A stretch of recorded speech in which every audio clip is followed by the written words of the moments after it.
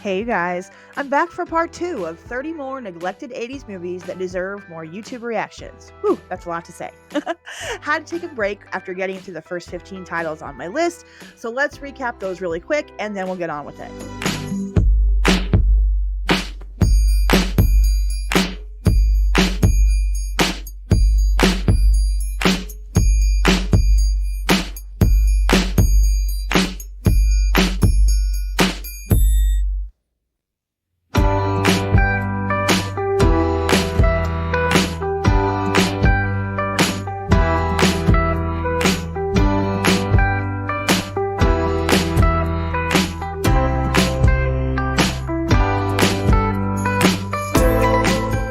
I should probably mention that this list of movies is in no particular order, so that countdown that I edited in was kind of misleading.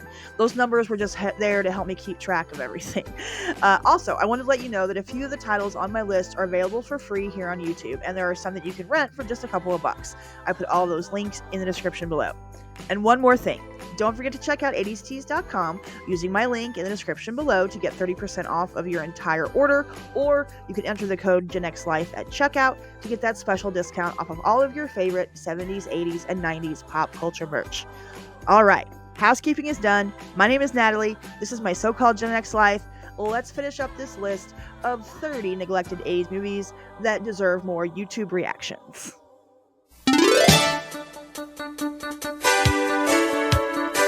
Oh, Corey Haim, a very young Corey Haim, stars in Lucas, a heartbreaking coming-of-age story about unrequited love and underdog triumph.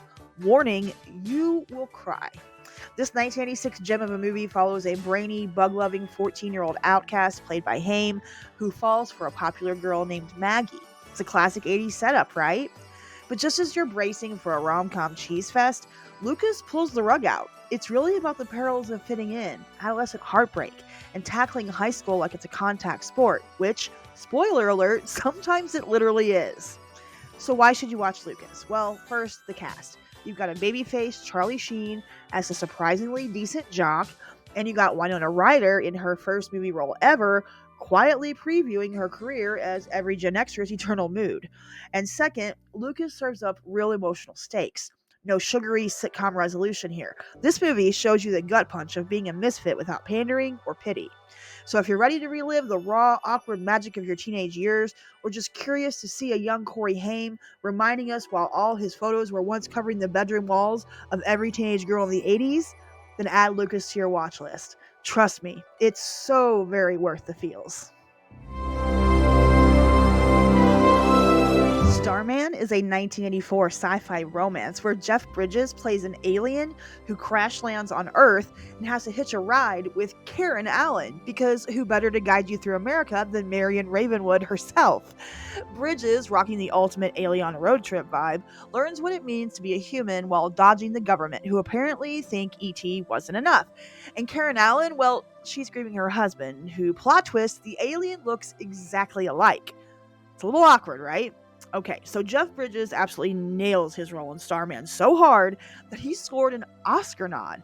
The dude made walking like a newborn giraffe an art form, and I should also point out that this is directed by John Carpenter. Yes, the guy who gave us Halloween. This time, he trades the knife for the feels. Okay, I promise I won't use the word feels for the rest of this video. That's enough. Twice is enough. Okay, grab some popcorn, prepare to laugh, cry, and maybe ponder why aliens seem so much nicer than us. It's Starman, people. Come for the sci-fi, stay for the existential crisis.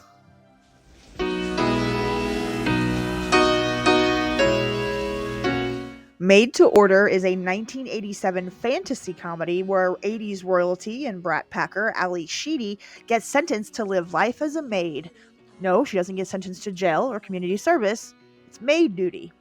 This is an 80s take on Cinderella, but instead of a glass slipper, she's stuck with a bottle of Windex and a fairy godmother played by Beverly D'Angelo. Sheedy stars as Jessie, a spoiled rich girl whose fairy godmother teaches her a lesson in humility after her frustrated dad, played by Tom Skerritt, wishes he'd never had a daughter. So Jessie is magically erased by the fairy godmother, wiping out her trust fund and forcing her to scrub toilets. Of course, there's more to it than that, but you get the idea. This movie is peak 80s in all of its shoulder-padded, synth-scored glory. Ali Sheedy brings the charm even while plunging sinks, and let's be real, who doesn't love a movie where a spoiled kid gets what's coming to them, even if it's just for learning? To be human. It's a weird little time capsule from my 80s childhood. Stream it, laugh at it, but above all, let it remind you that there are more important things in life than money.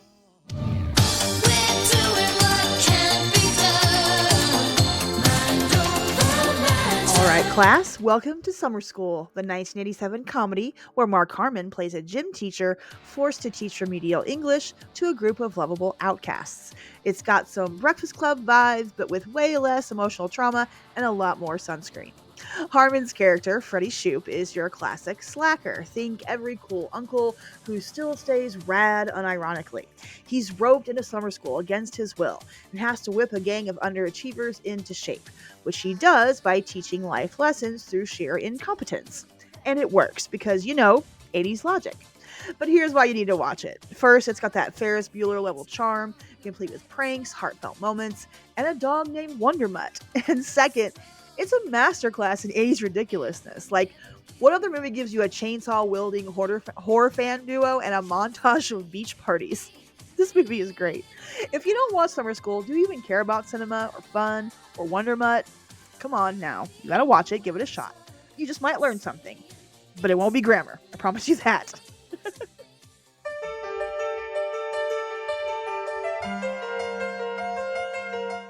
Friends, have you ever wondered what would happen if Back to the Future and Ghost had a baby and that baby was raised on a steady diet of leather jackets and hairspray?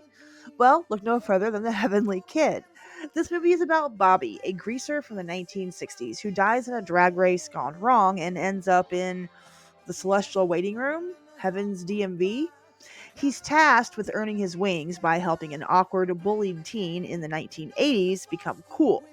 It's a bit of a makeover show, but with angelic stakes and some truly questionable life lessons. The Heavenly Kid deserves a YouTube reaction because it has a fantastic soundtrack featuring forgotten bangers from an era when synthesizers ruled the earth. I also love it because it's a time capsule of 80s culture mixed in with some 60s greaser style, complete with cheesy montages, questionable fashion choices, and moral lessons wrapped in standard definition packaging. Oh, and did I mention Jane Kasmerick is in this 15 years before she was Malcolm's mom on Malcolm in the Middle? So if you're into heartfelt redemption stories with a side of campy nostalgia, The Heavenly Kid is your divine appointment. Amen. The moon hits your eye like a big pizza pie. That's amore. Moonstruck is one of the most iconic rom-coms of the 1980s that no one ever talks about. It's the movie that made Cher not just a pop icon, but a bona fide Oscar-winning actress. Because apparently, if you slap Nicolas Cage in a film, they just hand you a statue. This gem is about a widowed bookkeeper named Loretta, played by Cher, who's about to settle for a boring marriage, until she falls for her fiancé's volatile, one-handed brother Ronnie. That's Cage. Yes, Nicolas Cage, in peak chaotic glory. Think of it as Shakespeare meets Italian family dinner meets Nicolas Cage screaming about bread. It's funny, romantic, and full of New York attitude. But why watch it? Well, Cher delivers the kind of performance that makes you say, wait, why doesn't she do more movies? And it's a masterclass in chaotic family dynamics, like Thanksgiving dinner but with more wine and opera. Do yourself a favor, grab a glass of Chianti, watch Moonstruck, and let Cher remind you why love and life can be deliciously messy.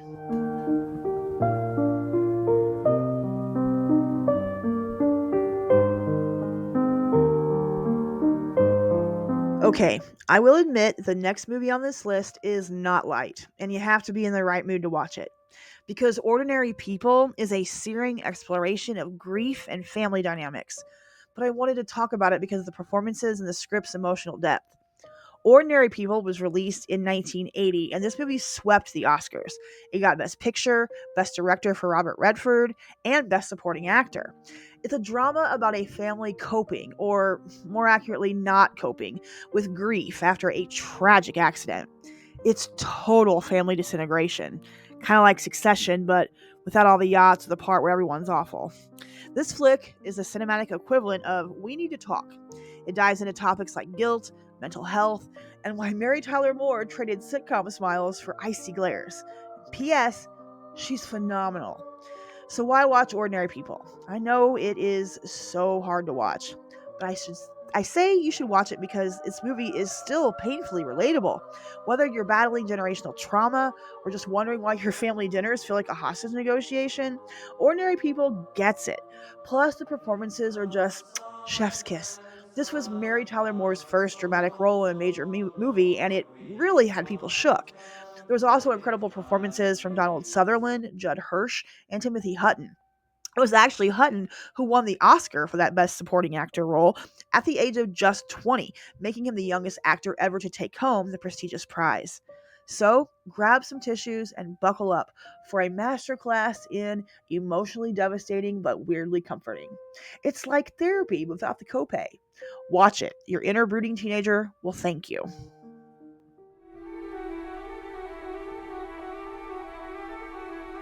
Up next is Throw Mama from the Train, a 1987 dark comedy masterpiece that asks the age-old question, what if Hitchcock directed The Odd Couple, but funnier? The result is a film where Danny DeVito and Billy Crystal accidentally plot a murder. Crystal stars as a neurotic writing professor stuck in writer's block purgatory, while DeVito plays his socially awkward, a little too eager to commit crime student. Their bond? Mutually assured destruction, or at least mutually assured murder plots. It's strangers on a train if the strangers were bad at, well, everything. And then there's Mama, played by Anne Ramsey. She's the human embodiment of nails on a chalkboard and absolutely hilarious. Ramsey even snagged an Oscar nomination for making "Oh, and the toilet's broken" into iconic cinema. So why should you watch Throw Mama from the Train? Well, first, it's Danny DeVito's direction. It's a masterclass in turning chaos into comedy gold. And second, this is a rare 1980s film that isn't afraid to go dark and then stay there and stay funny. It's absurd, it's hilarious, and I think the reason dark comedies exist today. Something wrong with this beer, eh? Take off. Do it. Oh, good day. I'm Bob McKenzie. This is my brother Doug. How's it going? Strange Brew stars Canada's finest exports, Bob and Doug McKenzie, as they bumble their way through a beer-related conspiracy. This is a Gen X cult classic, that pairs well with craft brews and bad decisions. I'm so sorry I did that. I apologize. Okay, Strange Brew could be described as the greatest cinematic achievement featuring two Canadian hosers who just want free beer. It stars Rick Moranis and Dave Thomas as Bob and Doug, taupe-wearing, beer-guzzling brothers who stumble into a conspiracy at Elsinore Brewery, where mind-controlled beer threatens the world. Yes, it's Shakespeare. Yes, it's ridiculous, and yes, you'll love every minute of it. This movie is a crash course in Canadian culture, hockey, beer, and calling everyone a. And of course, there's Rick Moranis. If Ghostbusters made him a legend, Strange Brew solidified him as a comic deity.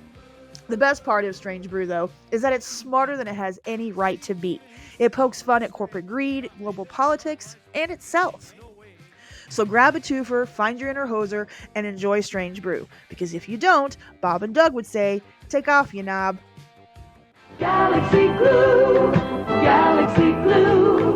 What would we do without Galaxy Glue? Incredible Shrinking Woman is a 1981 sci-fi comedy starring Lily Tomlin as a suburban housewife who accidentally shrinks to the size of a Polly Pocket. How? Overexposure to household chemicals. This is a parody of the 1957 sci-fi film The Incredible Shrinking Man, and it's credited as based on Richard Matheson's 1956 novel The Shrinking Man. The plot is equal parts satire and chaos. Lily's character, Pat Kramer, tries to navigate life as a super tiny woman in a big, ridiculous world. She gets kidnapped by evil scientists, classic trope, and befriends a lab gorilla named Sydney. Yep, you heard me, a gorilla. So why watch The Incredible Shrinking Woman? Well, first, it's Lily Tomlin being peak Lily Tomlin.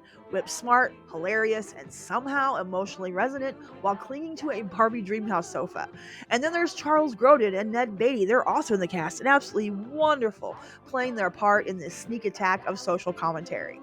Beneath the slapstick, The Incredible Shrinking Woman takes aim at consumerism, sexism, and our toxic love affair with toxins.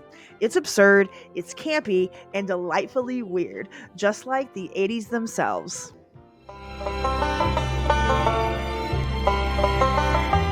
Marilyn Meryl Streep takes on corporate greed in Silkwood, a gripping drama that's reaction-worthy for its sheer intensity and powerhouse performances. Silkwood is loosely based on the true story of Karen Silkwood, played by Streep, who was a worker at an Oklahoma nuclear plant back in the early 1970s. She started to uncover some shady stuff about radiation exposure and safety violations where she worked. She wasn't just blowing the whistle, she was screaming it into a megaphone. And then, well, I won't spoil it, but let's just say things get very, very real. So much so that there's still a mystery surrounding the story to this day. And a new podcast was just launched called Radioactive that's going back over the case with new details and info, including tape recordings of the original investigation. The biggest reason to watch Silkwood is, it's Meryl Streep in the 80s. This movie also features Cher in one of her earliest film roles, as well as a young Kurt Russell. But beyond that, this movie isn't just about nuclear safety. It's a deep dive into corporate accountability, personal bravery, and the cost of truth. It's as relevant today as it was back then. So grab your popcorn, maybe some lead-lined gloves, and check out Silkwood. Remember, sometimes the truth hurts, but it's always worth it.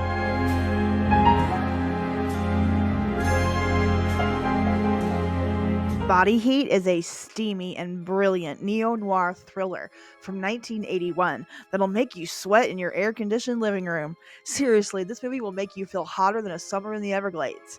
Directed by Lawrence Kasdan and possibly the greatest first film by any director in Hollywood history, Body Heat stars Kathleen Turner and William Hurt, and this movie is like if your sultry aunt had a secret and it was murder.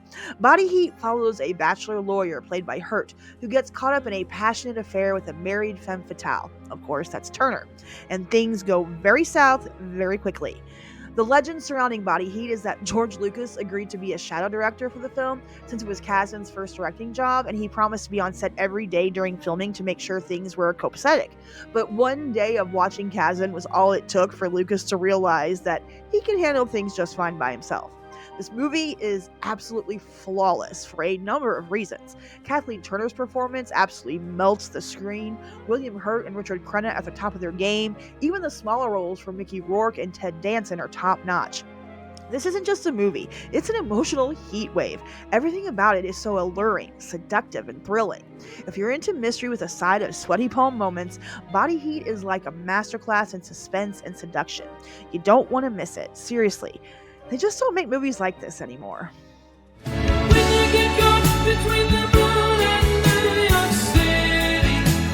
Welcome to the world of Arthur, a 1981 comedy where wealth, privilege, and a whole lot of drinking meet the chaotic charm of Dudley Moore. Arthur Bach is a rich, spoiled, and hilariously irresponsible man-child. He spends his days drinking, partying, and causing chaos while his family hounds him to marry a woman of their choosing. But Arthur doesn't want that life. He wants the unpredictable, quirky, and for some reason, totally lovable Linda, played by Liza Minnelli. So, why do I think you should watch Arthur? Well, first off, Dudley Moore. His performance is legendary. He's funny, he's tragic, and effortlessly charming in a way that makes you root for a guy who probably shouldn't be allowed to own anything more than a stuffed animal. And then there's the chemistry with Minnelli. Turns out, the magic of this movie is in its heart. But in all honesty, my number one reason to recommend this movie is the theme song from Christopher Cross called Arthur's Song. Something about a moon in New York City. That man had the voice of an angel. Arthur is a classic comedy that actually has something to say about love, life, and, well, maybe not that much about responsibility, but still, it's a comedy with heart and a surprising amount of life lessons.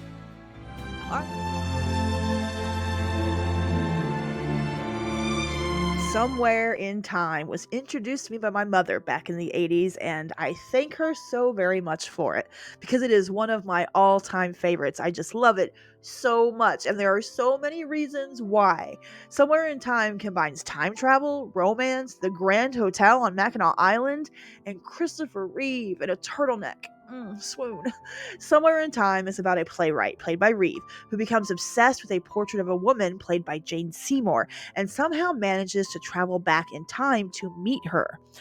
Now, you might be thinking this sounds like a Hallmark movie with a fancy plot. But here's the thing, this film is not your typical romance. It's a slow burn. It's a tearjerker of a love story with a twist that will leave you questioning the very fabric of time, or at least your emotional stability. Plus, if you're into movies where you cry about love that never was while listening to a hauntingly beautiful score by John Barry, well then, this movie is definitely your jam. If you're ready to travel back in time and straight into your feels, give Somewhere in Time a watch. It's romantic, it's haunting, and it's what Hallmark movies wish they could be. Gather round you, friends of mine. The world and its girls and its cookie time. Troop Beverly Hills from 1989 features Shelley Long turning Girl Scouts into fashionistas. It's ridiculous, it's fabulous, and it's everything you didn't know you needed.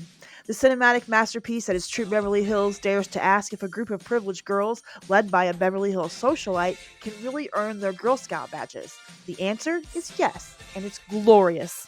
Long plays Phyllis Neffler, a recently divorced Beverly Hills mom who takes over her daughter's Girl Scout troop. Instead of wilderness survival skills, this troop's got shopping sprees, fashion shows, and a whole lot of misplaced priorities. But hey, they still managed to teach us a thing or two about friendship and self-reliance, just with more feathered hair and less hiking. This movie has an entire slate of Gen X kid stars. We're talking Jenny Lewis, Kelly Martin, Amy Foster, Carla Gugino, Emily Schulman, and Tori Spelling. Okay, side note real quick, Jenny Lewis is one of my absolute favorite 80s kid stars. In the 90s and 2000s, she was the lead singer of a band called Rilo Kiley, and I was obsessed for quite a few years with her music. Highly recommend. Anyways, Troop Beverly Hills is a delightful mix of comedy and heart. It's a true comedy goldmine that showcases the absurdity of privilege with a heart of gold. And it's an underdog story that teaches survival skills like navigating Rodeo Drive. It's like the perfect mix of Real Housewives and Survivor, which for me makes this movie an 80s must-watch. Plus, it's a great throwback to 80s fashion. Think big hair, bigger shoulder pads. Seriously, this is so good. If you want a laugh, some nostalgia, and a reminder that sometimes you can earn merit in the most unexpected ways, then Troop Beverly Hills is your movie. And there you have it. 30 more neglected 80s movies begging for more YouTube reactions. If you love them, you hate them, or you totally forgot about them, let me know in the comments. Also, don't forget that I included the links to these titles in the description below. Thanks for hanging out with me today. But remember, nostalgia isn't just a feeling. It's a responsibility, and I take it very seriously. Okay, bye.